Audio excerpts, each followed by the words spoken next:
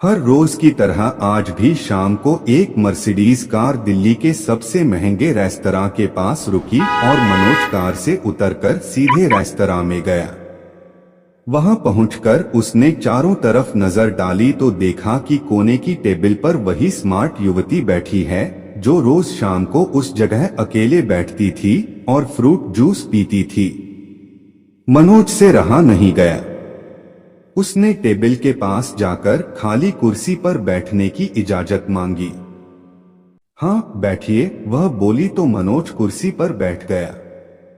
इससे पहले कि दोनों के बीच कोई बातचीत होती मनोज ने उसे ड्रिंक ऑफर कर दिया। No strictly no, I don't take wine, युवती ने विदेशी लहजे में जवाब दिया। मनोज को समझते देर नहीं लगी कि युवती विदेश में सेटल्ड है। क्या करेंगे जानकर? मैं कुछ महीनों के लिए इंडिया आई हूं और थोड़े दिनों बाद वापस चली जाऊंगी। शाम को यहां आती हूं रिलैक्स होने के लिए। क्या इतना जानना आपके लिए काफी नहीं है? युवती ने जवाब दिया और अपनी घड़ी देख उठने लगी। प्लीज कुछ देर बैठिए, मैं आपके साथ कुछ देर और बैठना चाहता हूं। मुझे गलत मत समझिए, आपके विचारों ने मुझे बहुत इम्प्रेस किया है, प्लीज, मनोज ने कहा। उस युवती ने कुछ सोचा फिर बैठ गई और बोली, मेरा नाम रश्मि है और मैं NRI हूं। एक टीम के साथ गेस्ट बनकर इंडिया घूमने आई हूं। यहां दिल्ली में मेरे ताऊजी रहते हैं, इसलिए उनसे मिलने आई हूं। मेरे पेरेंट्स वर्षों पहले कनाडा शिफ्ट कर गए थे। वहां वे सरकारी स्कूल में टीचर हैं। इतना कहकर उसने फिर चलने की बात कही तो मनोज ने कहा, चलिए मैं आपको ताऊजी के घर छोड़ देता हूं। मुझ पर विश्वास कीजिए और यकीन न हो तो अपने ताऊजी से इजाजत ले लीजिए। उनसे कहिए कि सुपर इंडस्ट्रीज के मालिक की गाड़ी से घर आ रही हूं। मनोज स्टील इंडस्ट्रीज दिल्ली और पूरे प्रदेश में प्रसिद्ध है। रश्मि ने उससे विजिटिंग कार्ड मांगा। फिर मनोज ने अपने पर्स से विजिटिंग कार्ड निकाल कर दिया।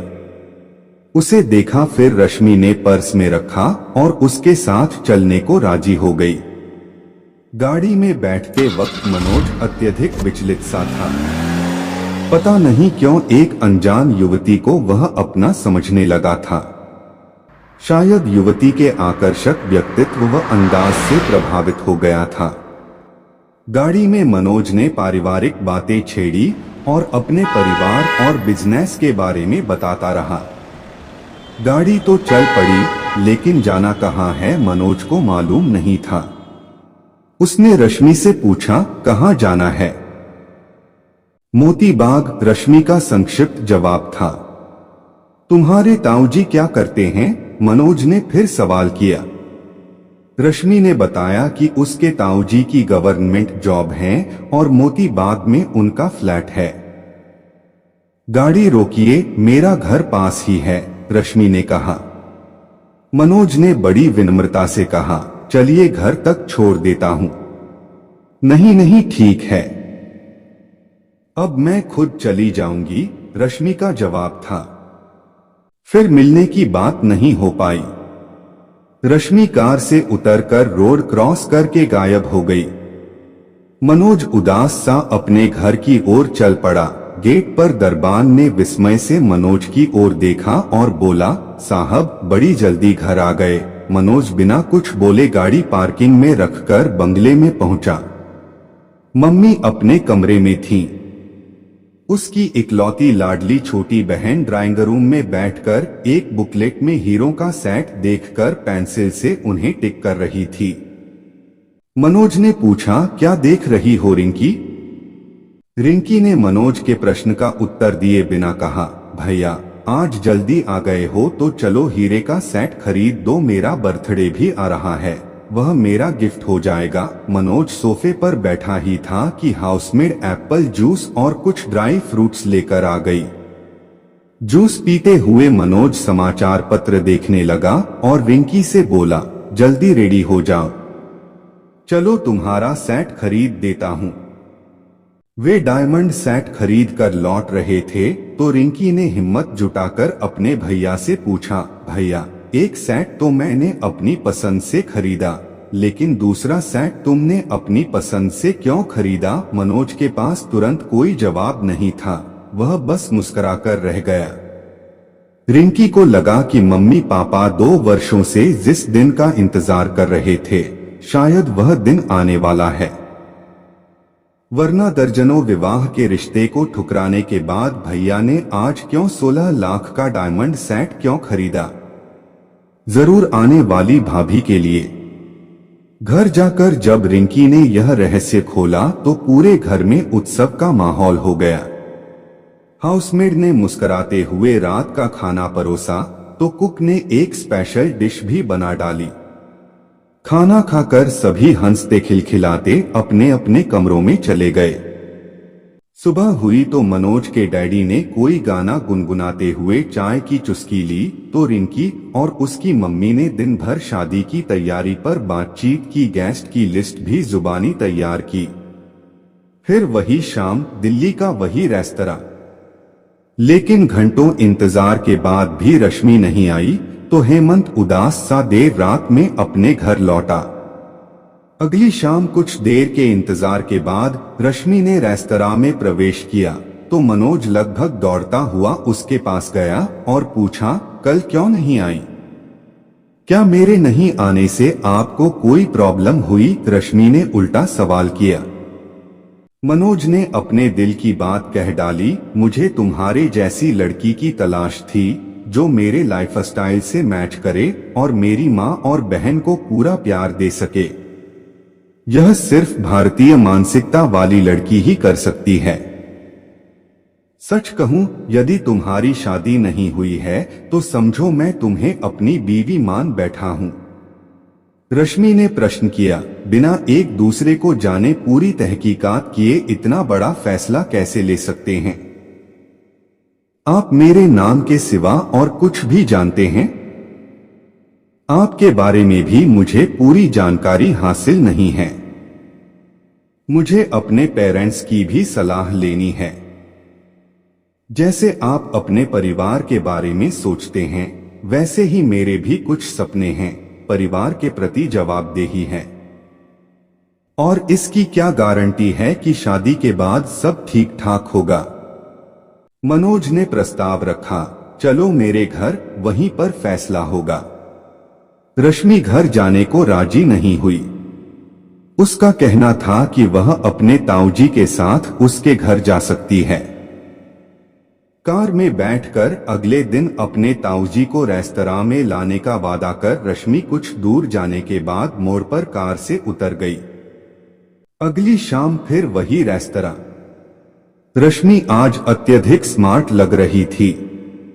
साथ में एक 20 से 22 वर्ष का लड़का था जिसे रश्मि ने अपना कजिन बताया। ताऊजी के बारे में सफाई दी कि ताऊजी अचानक एक सरकारी काम से मद्रास चले गए हैं, 10 दिन बाद लौटेंगे। मनोज चुप रहा, लेकिन रश्मि उसके दिलो दिमाग में इस कदर छा गई थी कि वह एक कदम भी पीछे नहीं हटने को तैयार नहीं था। घर में पूरी तैयारी भी हो चुकी थी, ऐसे में उसने मौके को हाथ से जाने देने को मुनासिब नहीं समझा। रश्मि और उसके कजिन को लेकर मनोज अपने घर पहुंच गया। रिंकी और उसकी मां ने घर के दरवाजे पर आकर दोनों का स्वागत किया। रिंकी रश्मि का हाथ पकड़कर अंदर ले गई। सीधी साधी किंतु स्मार्ट युवती को देखकर सभी खुश थे, पर मनोज के डैडी इतनी जल्दी फैसला लेने को तैयार नहीं थे। लेकिन मनोज रिंकी और पत्नी के आगे उनकी एक न चली। मनोज की मां बहू पाने की लालसा में अत्यंत उत्साहित थीं। मनोज द्वारा खरीदा हुआ 16 लाख का हीरे का सेट रश्मि को मुंह दिखाई में दे दिया गया। मंगनी की चर्चा होने पर रश्मि ने कहा कि मंगनी 1 महीने बाद की जाए, क्योंकि मेरे पेरेंट्स अभी इंडिया नहीं आ सकते। वैसे मां से मेरी बात हुई है। मां ने मुझसे कह दिया है कि मेरी पसंद उन सब की पसंद होगी। मनोज को एक बिजनेस ट्रिप में विदेश जाना था। उसने इच्छा जताई कि मंगनी की रस्म जल्दी संपन्न कर दी जाए। परिवार वालों ने हामी भर दी तो मंगनी की तारीख 5 दिन बाद की तय हो गई। 5 स्टार होटल के स्टार गोल्डन बैंक्वेट हॉल में मनोज का परिवार और तकरीबन 150 गेस्ट आए।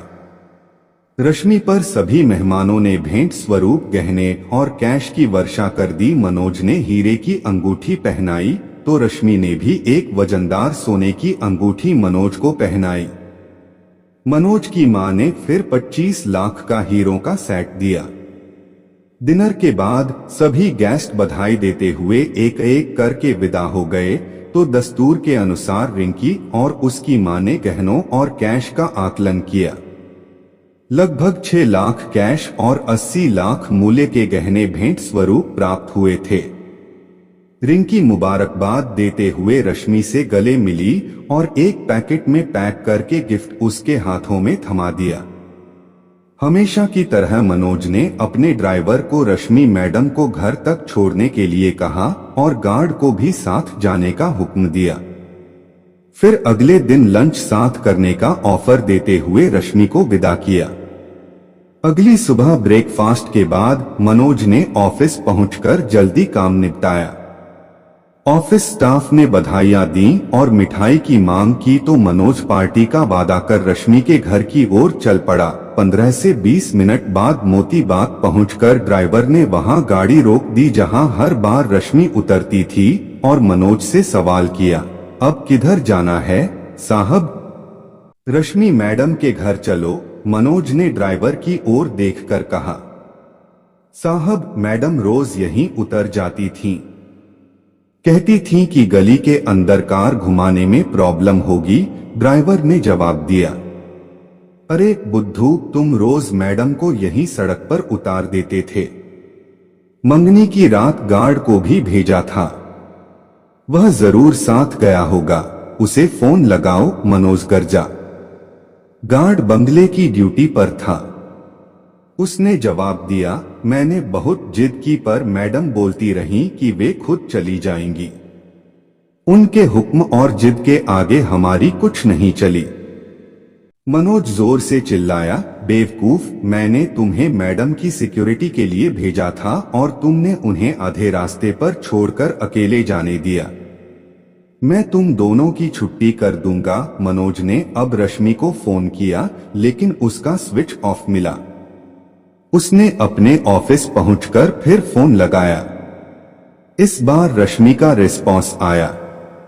वह धीमी आवाज में बोली, मेरे कजिन की तबीयत अचानक बहुत खराब हो गई है, उसे डॉक्टर भी देख रहे हैं, मैं रात में बात करती हूं। इतना कहकर रश्मि ने मोबाइल को स्विच ऑफ कर दिया। मनोज की रात बेचैनी से कटी। अगली सुबह मॉर्निंग जॉगिंग छोड़कर मनोज मोती बाग की ओर चल पड़ा। मंगनी के 35 घंटे बीत चुके थे। रश्मि से पूरी तरह संपर्क टूट चुका था।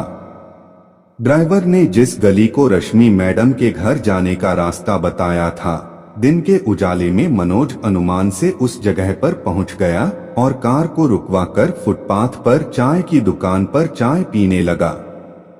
मनोज को हर हाल में आज रश्मि से मिलना था। फिर उसने चाय वाले से हुलिया बताते हुए पूछताछ की। बाई चांस चाय वाले ने रश्मि को 2 बार कार से उतरते देखा था, लेकिन उसने भी निराशाजनक जवाब दिया। उसने मनोज को बताया, आपने जो हुलिया बताया वैसे हुलिये की अनेक महिलाएं हैं और रात में देखे गए चेहरे की पहचान करना थोड़ा मुश्किल है। लेकिन एक बात पक्की है कि जिस गाड़ी से 2 बार मैंने उन्हें उतरते देखा, यह वही गाड़ी है जिससे आप आए हैं। मनोज पैदल चलते हुए गली में प्रवेश कर गया। सुबह का समय था, इसलिए हर कोई घर में ही था।